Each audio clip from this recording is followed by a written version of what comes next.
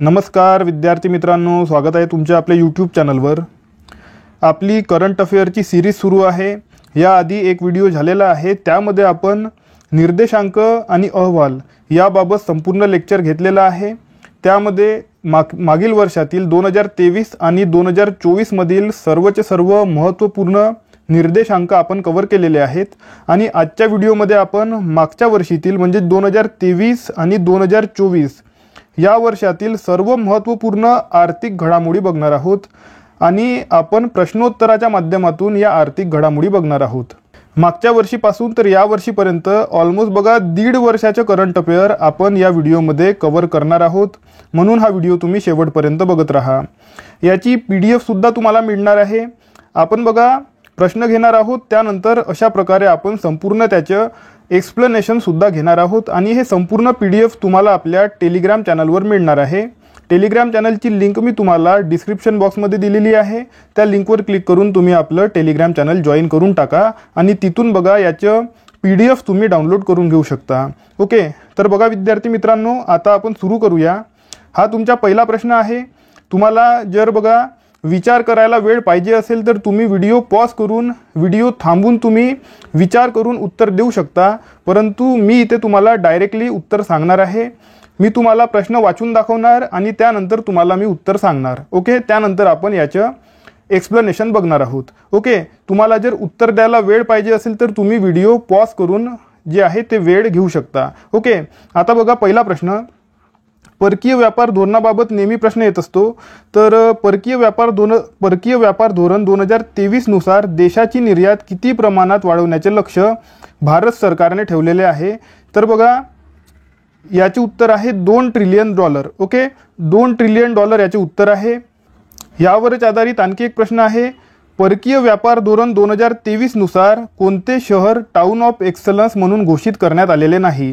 Total 4 शहरे घोषित करण्यात आलेली आहे टाउन ऑफ एक्सलन्स म्हणून। तर यापैकी कोणतं तरी एक शहर आहे जे टाउन ऑफ एक्सलन्स म्हणून घोषित करण्यात आलेलं नाही आणि ते शहर म्हणजे बघा याचे उत्तर आहे ऑप्शन क्रमांक 4 आग्रा। आग्रा हे शहर टाउन ऑफ एक्सलन्स म्हणून घोषित करण्यात आलेले नाही। ते कोणती शहरे आहेत जे टाउन ऑफ एक्सलन्स म्हणून घोषित करण्यात आलेली आहेत ते आपण समोर बघणार आहोत। बघा आता हे संपूर्ण एक्सप्लेनेशन आहे परकीय व्यापार धोरण 2023। ओके, यामध्ये बघा पियुष गोयल यांनी 31 मार्च 2023 रोजी भारताचे नवीन परकीय धोरण जाहीर केलेले आहे। 1 एप्रिल 2023 पासून याची सुरुवात होणार आहे किंवा बघा झालेली आहे। ओके, याची बघा वैशिष्ट्ये काय आहेत तर 2030 पर्यंत $2 लाख कोटी पर्यंत देशाची निर्यात वाढवणे हे याचे मुख्य उद्दिष्ट आहे। यावर प्रश्न येणार आहे। ओके, $2 लाख कोटी हा आकडा तुम्ही लक्षात ठेवा आणि 2030 हे वर्ष सुद्धा तुम्ही लक्षात ठेवा। MPSC मध्ये यावर प्रश्न येत असतात की $2 लाख कोटी पर्यंत परकीय जे आहे निर्यात वाढवण्याचे धोरण ठेवलेले आहे, तर ते किती वर्षापर्यंत साध्य करायचे आहे? तर 2030 पर्यंत साध्य करायचे आहे। आणि असा सुद्धा प्रश्न येऊ शकतो की 2030 पर्यंत किती लाख कोटी पर्यंत जे आहे परकीय निर्यात वाढवण्याचे धोरण ठेवलेले आहे? तर 2 लाख कोटी। ओके, त्यानंतर बघा हे सुद्धा काही आहे उद्दिष्ट आहे, हे सुद्धा तुम्ही लक्षात ठेवू शकता, नाही ठेवले तरी चालते। राज्यसेवेच्या विद्यार्थ्यांसाठी हे इम्पॉर्टंट आहे। राज्यसेवेच्या विद्यार्थ्यांनी हे सर्वचे सर्व PDF तुम्ही वाचून काढायला पाहिजे। ओके, यामध्ये बघा आता टाउन ऑफ एक्सलन्स टोटल 4 नवीन शहरांचा समावेश करण्यात आलेले आहे। या आधी बघा 35 होते। ओके, आता झालेले आहेत 39 झालेले आहेत। आधी होते 35 आणि यामध्ये फरीदाबाद, मुरादाबाद, मिर्जापूर आणि वाराणसीचा समावेश आहे। ही 4 शहरे तुम्हाला लक्षात ठेवायची आहे। ज्याप्रमाणे आपण प्रश्न बनवलेला आहे त्याचप्रमाणे प्रश्न येण्याचे चान्सेस आहेत। ओके, आता समोर बघा, आता बघा खालीलपैकी कोणत्या सार्वजनिक कंपनीला नुकताच महारत्न दर्जा देण्यात आलेला आहे? तर याचे उत्तर आहे ऑप्शन क्रमांक 2 OIL म्हणजेच ऑइल इंडिया कॉर्पोरेशन। याला बघा महारत्न दर्जा देण्यात आलेला आहे। आता महारत्न दर्जा कशा प्रकारे देण्यात येतो, त्यासाठी काय मानके आहेत, काय मेजर्स आहेत, त्याबाबत आपण इथे चर्चा करणार नाही। तो बघा तुमच्या इकॉनॉमीचा पार्ट आहे। इकॉनॉमीच्या बुकमध्ये तुम्हाला ते मिळणार आहे। इकॉनॉमीचा पार्ट आहे, करंट अफेअरचा तो पार्ट नाही। तुम्हाला जर ते करायचे असेल तर तुम्ही इकॉनॉमीची बुक रीड करा। त्यामध्ये महारत्न, नवरत्न, मिनीरत्न यासाठी कोणकोणता बघा कोणती मानके आहेत कोणते मेजर्स आहेत त्याबाबत तिथे माहिती देण्यात आलेली आहे। इथे फक्त तुम्ही एवढं लक्षात ठेवा की OIL ही महारत्न दर्जा प्राप्त करणारी 13वी कंपनी ठरलेली आहे। म्हणजेच आता भारतामध्ये महारत्न कंपन्या किती आहेत तर 13 या झालेल्या आहेत। ओके, ही गोष्ट तुम्ही लक्षात ठेवा। आता ऑइल इंडिया लिमिटेड बाबत काही महत्त्वपूर्ण माहिती सुद्धा इथे आहे की स्थापना कधी झालेली आहे 18 फेब्रुवारी 1959 आणि मुख्यालय आहे दुलियाजन येथे आसाम या राज्यामध्ये। ओके, हे सुद्धा तुम्ही लक्षात ठेवा। यावर तुम्हाला राज्यसेवेमध्ये प्रश्न येणार आहे। ऑइल इंडिया लिमिटेड बाबत OIL बाबत तुम्हाला अशा प्रकारे स्टेटमेंट बनतील राज्यसेवामध्ये। आणि पोलीस भरती आणि कंबाईन वाल्यांसाठी फक्त एवढं लक्षात ठेवा की OIL 13वी कंपनी आहे, महारत्न कंपन्या आहेत 13 आणि शेवटची म्हणजे लेटेस्ट महारत्न कंपनी आहे OIL। ओके, आता बघा नवरत्न, हे सुद्धा तुम्ही लक्षात ठेवा। हे बघा, हे स्टेटमेंट महत्त्वपूर्ण आहे की सार्वजनिक क्षेत्रातील कंपन्यांना महारत्न दर्जा देण्याची सुरुवात 2010 पासून झालेली होती। हा स्टेटमेंट सुद्धा तुमच्यासाठी इम्पॉर्टंट आहे। आणि नवरत्न कंपन्याबाबत सुद्धा इथे माहिती दिलेली आहेत। नवरत्न कंपन्या आहेत 16वी नवरत्न कंपनी आहे राईट्स। ओके, तर बघा टोटल आता महारत्न झालेले आहेत 13, नवरत्न आहेत 16, मिनीरत्न 1 आहेत 57 आणि मिनीरत्न 2 आहेत 11। मिनीरत्नमध्ये मिनीरत्न 1 आणि मिनीरत्न 2 अशा प्रकारे क्लासिफिकेशन करण्यात आलेलं आहे। ओके, महारत्नमध्ये एकच असते महारत्न, नवरत्नमध्ये एकच असते नवरत्न, परंतु मिनीरत्नमध्ये 2 असतात, मिनीरत्न 1 आणि मिनीरत्न 2। तर यामध्ये हे जे आकडे आहेत तुम्हाला पाठांतर करायचे आहे। ओके, चारही आकडे तुम्ही पाठांतर करून टाका। यावर प्रत्येक वर्षी बघा काही ना काही कोणत्या ना कोणत्या परीक्षेमध्ये प्रश्न तुम्हाला दिसत असतो। ओके, आता समोर बघा महाराष्ट्र राज्याच्या पहिल्या निर्यात प्रोत्साहन आहे बघा, उत्साहन नाही आहे, प्रोत्साहन धोरण असेल बघा, प्रोत्साहन धोरणाचा कालावधी काय आहे तर हा कालावधी तुम्हाला सांगायचा आहे बघा। याचा कालावधी आहे ऑप्शन क्रमांक 2 2027 ते 2028 याचा कालावधी आहे। 2027-28 पर्यंत जे आहे हे धोरण राहणार आहे। ओके, आता बघा यावरच आणखी एक प्रश्न आहे निर्यात, इथे सुद्धा उत्साहन झालेला आहे, प्रोत्साहन पाहिजे, प्रोत्साहन धोरण, निर्यात प्रोत्साहन धोरण। ओके, राज्याची निर्यात किती अरब डॉलर पर्यंत नेण्याचे उद्दिष्ट ठेवण्यात आलेले आहे तर याचे उत्तर आहे बघा 150 अब्ज डॉलर पर्यंत नेण्याचे जे आहे उद्दिष्ट ठेवण्यात आलेले आहे। तर ही स्लाइड महत्त्वपूर्ण आहे। महाराष्ट्र राज्याचे जे आहे प्रथम निर्यात प्रोत्साहन धोरण आहे, म्हणून यावर प्रश्न येणार आहे। ओके, राज्यसेवेमध्ये तर कन्फर्म येणार आहे आणि जेवढेही पॉईंट्स मी इथे लिहून दिलेले आहेत ते सर्वचे सर्व पॉईंट्स तुम्हाला जशाच तसे राज्यसेवामध्ये दिसणार आहे। ओके, राज्याची निर्यात 72 अब्ज डॉलरवरून 150 अब्ज डॉलरपर्यंत वाढवणे हे मुख्य उद्दिष्ट आहे। त्यानंतर पुढील 5 वर्षामध्ये राज्यामध्ये 30 निर्याताभिमुख पायाभूत सुविधा विकास प्रकल्प विकसित करणे हे सुद्धा महत्त्वपूर्ण आहे। त्यानंतर 2030 पर्यंत देशाच्या $1 ट्रिलियन निर्यातीच्या उद्दिष्टामध्ये 22% वाटा जो आहे महाराष्ट्राचा झाला पाहिजे असं सुद्धा एक उद्दिष्ट ठेवण्यात आलेलं आहे। म्हणजेच बघा 2030 पर्यंत जे देशाचे संपूर्ण आहे जे निर्यात होऊन राहिलेली आहे देशाची, त्यामध्ये एकट्या महाराष्ट्राची 22% झाली पाहिजे असं जे आहे यांनी उद्दिष्ट ठेवलेलं आहे, जे महत्त्वपूर्ण आहे। यावरच प्रश्न येणार आहे राज्यसेवेमध्ये। हे तीनही पॉईंट्स येणार आहेत, जशान तसे येतील तुम्हाला सांगतो मी। ओके, म्हणून हे सर्वच्या सर्व तुम्ही पाठ करून टाका राज्यसेवेवाले। कंबाईन वाल्यांना सिंगल एखादा याच्यातला पॉईंटबद्दल प्रश्न ते लोक विचारतील आणि पोलीस भरतीवाल्यांना यावर प्रश्न येण्याचे चान्सेस कमी आहेत। ओके, तर हे सुद्धा तुम्ही लक्षात ठेवा। परंतु जे डेट आहे ती डेट तुम्ही लक्षात ठेवा हे वाले की 2027-28 पर्यंत हे धोरण जे आहे राबवण्याची जे आहे यांनी ठेवलेली आहे। ओके, आता बघा समोर सध्याची निर्यात जी आहे 60% 7 ते 14% वाढवण्याची जी आहे यांनी ठेवलेलं आहे उद्दिष्ट। त्यानंतर उद्योग मंत्र्याच्या अध्यक्षतेखाली राज्य निर्यात कार्यकारी परिषदेची स्थापना करण्यात आलेली आहे। या निर्यात धोरणात आवश्यक दुरुस्ती करण्याचे अधिकार या परिषदेकडे आहे। ओके, तर राज्य निर्यात कार्यकारी परिषद जी आहे ते कोणाच्या अध्यक्षतेखाली स्थापन करण्यात आलेली आहे तर उद्योग मंत्री। ओके, हे तुम्ही लक्षात ठेवा। फक्त एवढे पॉईंट तुमच्यासाठी लक्षात ठेवण्याची तुम्हाला आवश्यकता आहे आणि फक्त राज्यसेवेवाल्यांनाच यावर जास्तीत जास्त प्रश्न येणार आहे।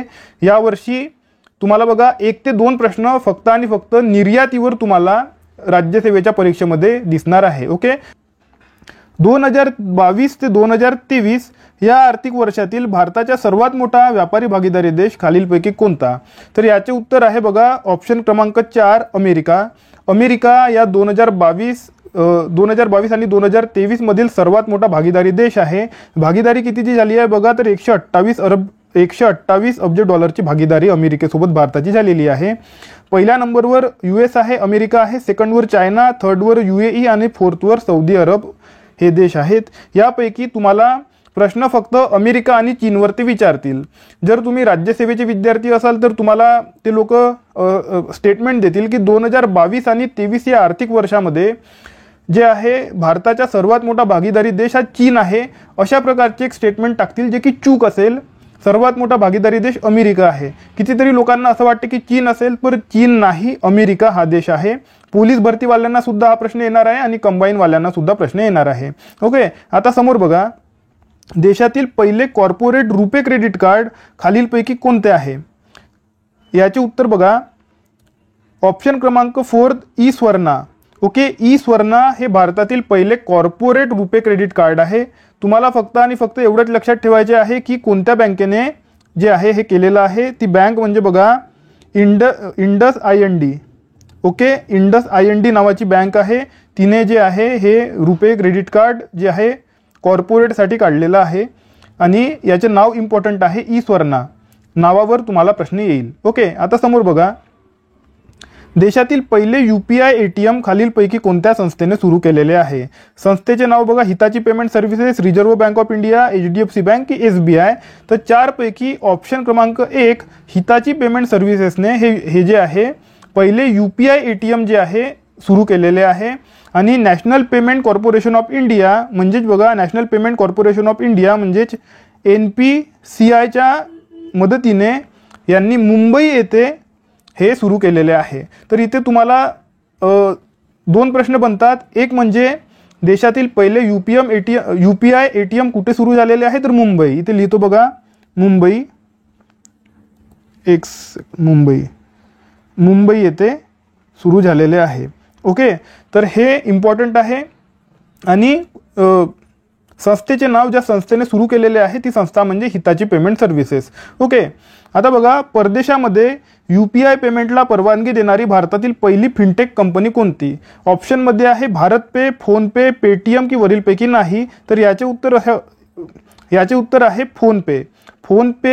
फोनपेने बघा परदेशामध्ये UPI पेमेंटला परवानगी दिलेली आहे आणि ही भारतातली पहिली फिनटेक कंपनी बनलेली आहे. ओके, आता समोरचा प्रश्न बघा, जागतिक व्यापार सांख्यिकी पुनरावलोकन 2023 या अहवालानुसार जागतिक वस्तू व्यापारामध्ये अग्रगण्य निर्यातदार देशांमध्ये भारताचा क्रमांक कितवा लागतो?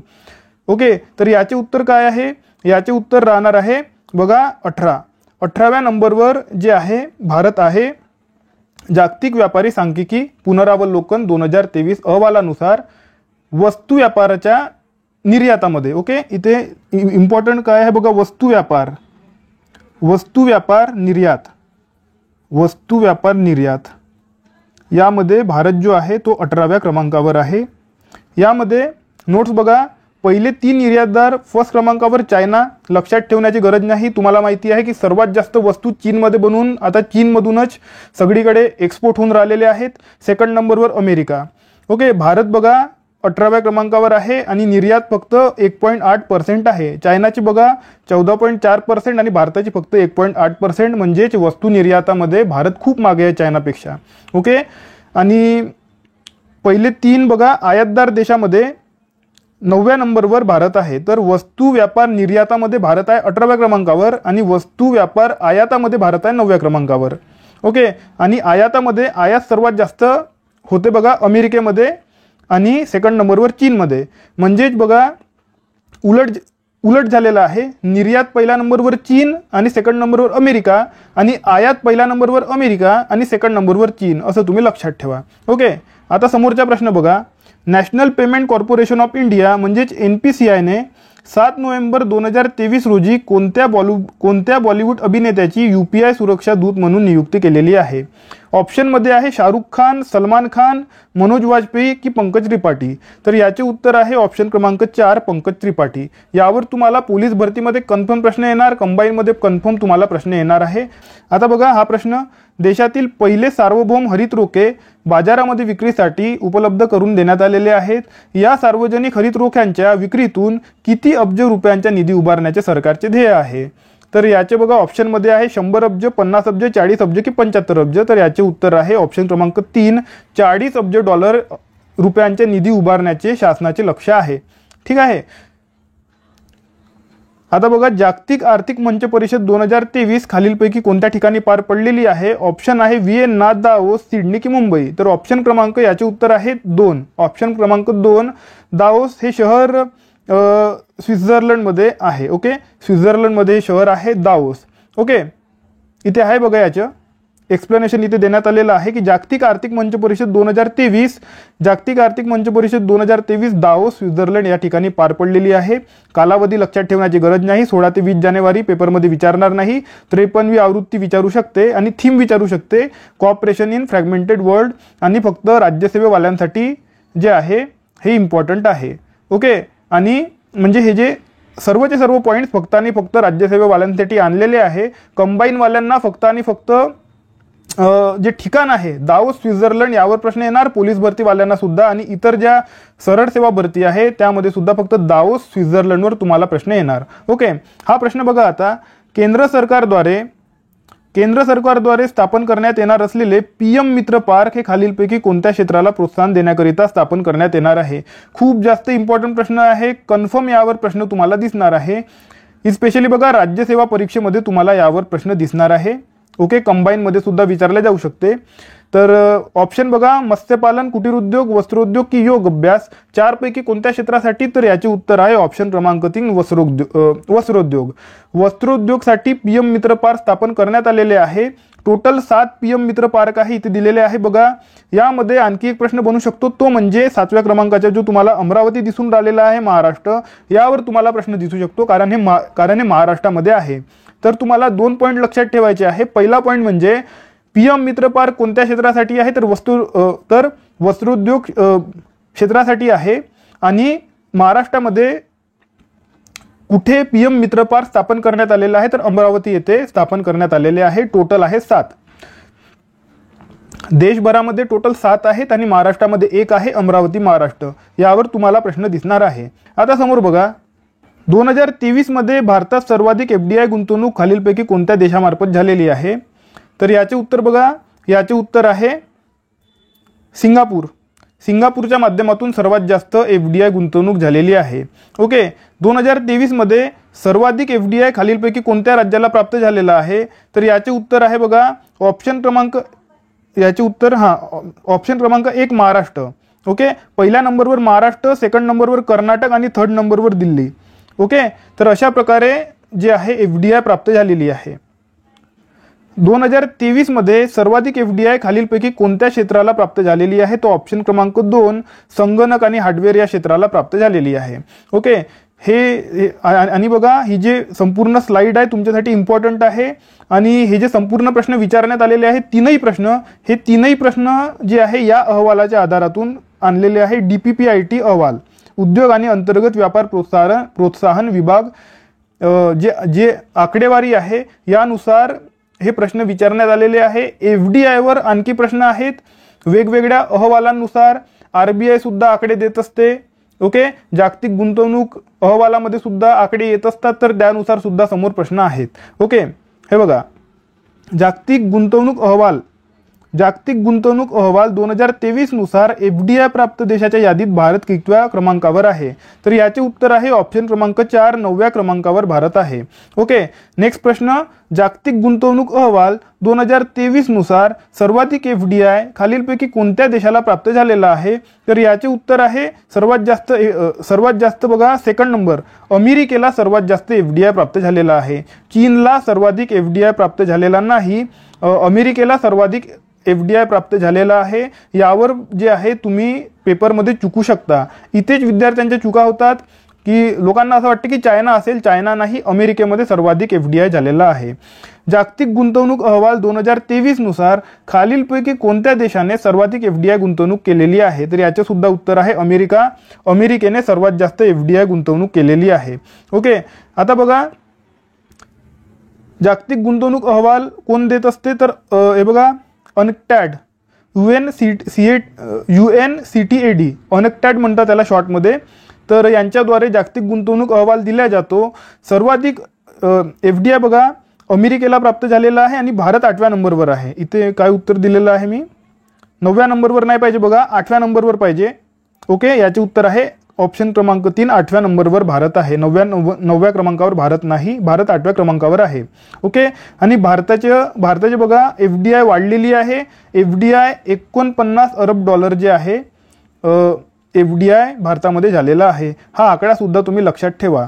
पेपरमध्ये तुम्हाला डायरेक्ट बघा जागतिक गुंतवणूक अहवालावरच प्रश्न येण्याचे चान्सेस जास्त आहे आणि RBIवर प्रश्न येण्याचे चान्सेस जास्त आहे. RBIचा जो अहवाल आहे तो आता समोर येणार आहे आपल्याकडे. ओके, तर जागतिक गुंतवणूक अहवालानुसार तुम्हाला प्रश्न विचारले जाणार. त्यामध्ये भारताचे 49 अब्ज डॉलर हे तुम्हाला लक्षात ठेवायचे आहे. भारत 8व्या क्रमांकावर लक्षात ठेवायचे आहे आणि अमेरिका पहिल्या क्रमांकावर लक्षात ठेवायचे आहे. ओके, हे बघा आता RBIची आकडेवारी. RBIच्या आकडेवारीनुसार 2022-23 मध्ये भारतात सर्वाधिक FDI गुंतवणूक करणारा देश कोणता? तर याचे उत्तर आहे बघा, याचे उत्तर आहे ऑप्शन क्रमांक 4 अमेरिका. ओके, याचे उत्तर आहे, एकदा बघून घेऊया. हो, हे बघा अमेरिकाच आहे. सर्वाधिक FDI गुंतवणूक करणारा देश अमेरिका आहे. या आधी आपण एक आकडेवारी बघितली होती, त्यामध्ये सिंगापूर होतं. हे सुद्धा तुम्हाला दाखवून देतो बघा, चुकायला नको तुमचे. बघा या आकडेवारीनुसार DPPIT, हे बघा DPPIP नुसार सर्वाधिक FDI गुंतवणूक सिंगापूरने केलेली आहे, अमेरिकेने केलेली नाही. आणि RBIच्या आकडेवारीनुसार, हे बघा RBIच्या आकडेवारीनुसार अमेरिकेने केलेली आहे.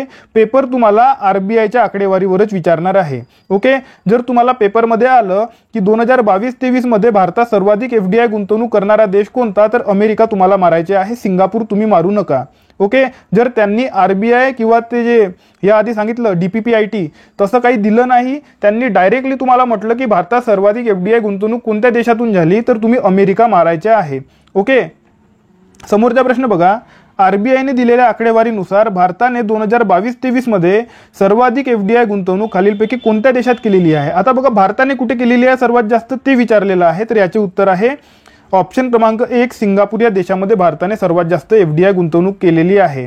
ओके, आता समोर बघा RBIने दिलेल्या आकडेवारीनुसार खालीलपैकी कोणत्या क्षेत्रात सर्वाधिक थेट परकीय गुंतवणूक झालेली आहे? तर याचे उत्तर आहे उत्पादन. उत्पादन म्हणजेच मॅन्युफॅक्चरिंग क्षेत्रामध्ये सर्वाधिक जे आहे परकीय गुंतवणूक भारतामध्ये झालेली आहे. कोणानुसार? RBI नुसार.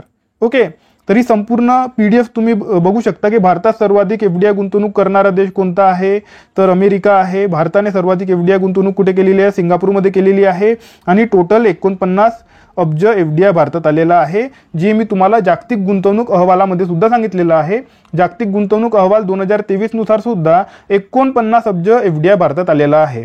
या दोनच अहवालांच्या आधारावर तुम्हाला प्रश्न विचारले जाणार. तुम्हाला फक्त एवढंच लक्षात ठेवायचे आहे. बघा DPPI मध्ये दाखवून देतो तुम्हाला थोडं आणखी. हे बघा DPPI नुसार हा प्रश्न इम्पॉर्टंट आहे की भारतात सर्वाधिक FDI खालीलपैकी कोणत्या राज्यात झालेला आहे, तर महाराष्ट्र राज्यामध्ये सर्वाधिक FDI झालेला आहे. ओके, RBIने माहिती दिलेली नाही. जागतिक गुंतवणूक अहवालामध्ये सुद्धा याबाबत माहिती नाही, परंतु DPPIT अहवालामध्ये याबाबत माहिती आहे की महाराष्ट्रामध्ये सर्वाधिक गुंतवणूक झालेली आहे. ओके, आता समोर बघा 27वी जागतिक गुंतवणूक परिषद खालीलपैकी कोणत्या शहरामध्ये आयोजित करण्यात आली? ऑप्शन आहे न्यूयॉर्क सिटी, दिल्ली, काठमांडू की लंडन. या चारपैकी ऑप्शन क्रमांक 2 दिल्ली हे याचे उत्तर आहे. आणि यावर प्रश्न येणार आहे कारण दिल्लीमध्ये झालेली आहे पहिल्यांदा, first time. Okay, first time आहे म्हणून यावर प्रश्न जे आहे कन्फर्म विचारणार आहे. कन्फर्म आहे यावर प्रश्न. ओके, व्हेरी इम्पॉर्टंट आहे. कंबाईन मध्ये तर कन्फर्म येणार आहे यावर प्रश्न. ठीक आहे, समोर बघा. हे बघा मल्टीलायनर प्रश्न आहे. महाराष्ट्र राज्याने जाहीर केलेल्या नवीन वस्त्रोद्योग धोरणाबाबत खालीलपैकी कोणते विधान किंवा विधाने बरोबर आहेत? ओके, 7 विधाने विचारलेली आहेत. तर पहिलं स्टेटमेंट बघा, नवीन वस्त्रोद्योग धोरण हे 2023 ते 2026 या कालखंडासाठी आहे. सेकंड क्रमांकाचे बघा, दर 3 वर्षांनी नवीन वस्त्रोद्योग धोरण जाहीर केले जाते. नवीन वस्त्रोद्योग धोरणामार्फत 5 लाखांपर्यंत रोजगार निर्मिती करण्याचे लक्ष्य आहे. वस्त्रोद्योग व रेशीम आयुक्तालयाचे विभाजन करून वस्त्रोद्योग आयुक्तालय आणि रेशीम संचालनालय स्थापन करण्यात येणार आहे. तर या 4 पैकी एकच स्टेटमेंट खरं आहे. ते खरं स्टेटमेंट कोणतं आहे तर बघा, ऑप्शन क्रमांक 3 हे याचं सत्य स्टेटमेंट आहे. नवीन वस्त्रोद्योग धोरण 5 लाखापर्यंत रोजगार निर्मिती करण्याचे लक्ष्य आहे. इतर स्टेटमेंट थोडे थोडे चुकलेले आहेत. ते काय चूक झालेली आहे ते आता आपण बघणार आहोत आणि अशाच प्रकारचे प्रश्न जे आहे ते फ्रेम केले जातात. यामध्ये बघा, नवीन वस्त्रोद्योग धोरण 2023 हे बघा 5 वर्षाच्या कालावधीसाठी आहे. ओके, 2023 ते 2028 आहे ते 18 नाही, 2023 ते 2028 हे 5 वर्षाच्या कालावधीसाठी 30 मे 2023 रोजी महाराष्ट्र शासनाने मान्यता दिलेली आहे. मुख्य वैशिष्ट्ये राज्यसेवेच्या विद्यार्थ्यांसाठी सर्वचे सर्व महत्त्वपूर्ण आहे की कापसाची प्रक्रिया क्षमता 80% नेणे आणि हे बघा 5 लाखापर्यंत रोजगार निर्मिती करणे हे लक्ष्य आहे. वस्त्रोद्योग आयुक्तालय आणि रेशीम संचालनालयाचे विलीनी करून वस्त्रोद्योग व रेशीम आयुक्तालयाची निर्मिती करणे असं दिलेलं आहे. इथे उलटं दिलेलं आहे बघा प्रश्नामध्ये काय दिलेलं आहे की वस्त्रोद्योग व रेशीम आयुक्तालयाचे विभाजन करायचे आहे आणि वस्त्रोद्योग आयुक्तालय आणि रेशीम संचालनालय निर्माण करायचे आहे. दोन निर्माण करायचे आहे. परंतु इथे काय दिलेलं आहे की हे जे 2 आहे, वस्त्रोद्योग आयुक्तालय आणि रेशीम संचालनालय यांचे कंबाईन करून वस्त्र उद्योग व रेशीम आयुक्तालयाची निर्मिती करणार आहे किंवा केलेली असेल. तर तिथे प्रश्नामध्ये प्रश्न उलटा फ्रेम केलेला आहे, स्टेटमेंट उलट दिलेला आहे, लक्षात ठेवा. थर्ड पॉईंट बघा, राज्यात 6 तांत्रिक वस्त्र उद्योग पार्क स्थापन करण्यात येणार आहे. हे सुद्धा महत्त्वपूर्ण आहे, हे सुद्धा लक्षात ठेवा. ओके, विद्यमान 3 महामंडळांच्या कार्यात्मक विलीनीकरणाद्वारे एक वैधानिक महामंडळ म्हणून महाराष्ट्र राज्य वस्तू उद्योग विकास महामंडळ तयार करण्यात येणार आहे. हे सुद्धा तुम्ही लक्षात ठेवायला पाहिजे. ओके, तरी संपूर्ण स्लाइड राज्यसेवेच्या विद्यार्थ्यांसाठी खूप जास्त महत्त्वपूर्ण आहे. प्रश्न येणार आहे म्हणजे येणार आहे पेपरमध्ये बघा. 99% चान्सेस आहे यावर जे आहे प्रश्न फ्रेम होणार आहे. ओके, समोर बघा, मालमत्तेनुसार देशातील पहिल्या क्रमांकाची सर्वात मोठी खाजगी क्षेत्रातील बँक कोणती? तर याचे उत्तर आहे HDFC. ओके, हा बघा जीकेचा प्रश्न वाटतो हा, परंतु जीकेचा प्रश्न नाही, करंट अफेअरचा प्रश्न आहे. करंट अफेअरच्या आधारित हा प्रश्न बनवण्यात आलेला आहे.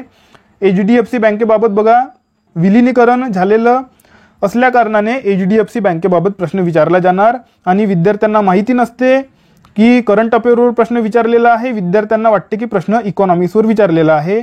इकॉनॉमिक्सच्या सेक्शनमध्ये जे तुम्हाला 15 ते 17 प्रश्न इकॉनॉमिक्सचे विचारले जातील त्यापैकी एक प्रश्न HDFCवर सुद्धा राहणार आहे.